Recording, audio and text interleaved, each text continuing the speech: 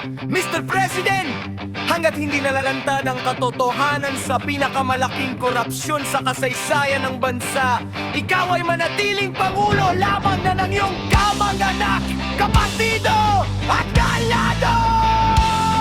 Your negative threats, ratings are the manifestation of this!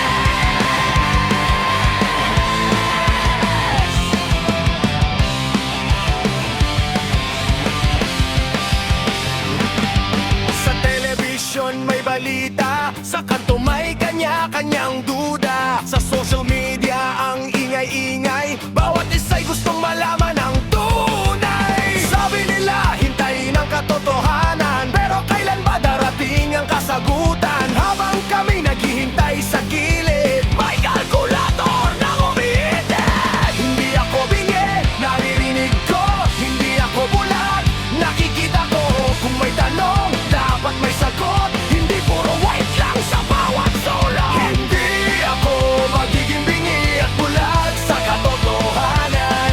Kahit anong ingay, haharapin ko ang usapan. Kung may korupsyon, dapat itong ilantad.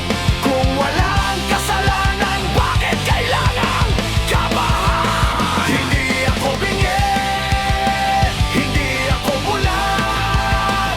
Kung pera ng bayan, dapat alam ng lahat. May kampi sa kaliwa, may kampi sa kanan, may kakampi sa pamilya, may kalyado sa laban. Pero ang tanong ng simpleng mamamayan, boss, nasaan na ang malinaw na kasagutan? Negative rating, positive rating, parang cellphone lang ang dating. Pero hindi ito simpleng popularity show. Bayan ang usapan, hindi teleserye sa TV show.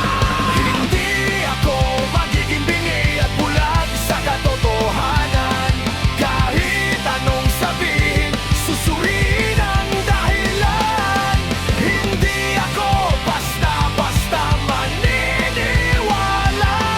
Katotohanan ang gusto ng madla.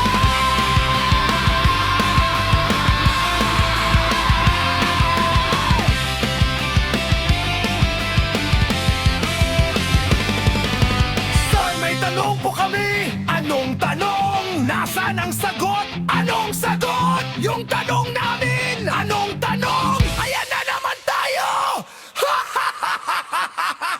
Hindi ako bilang, hindi ako bulag sa anumang alegasyon.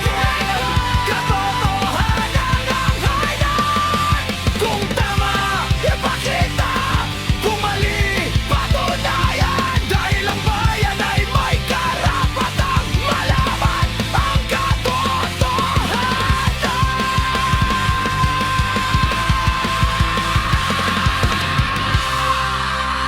Mr. President, hindi ito personal.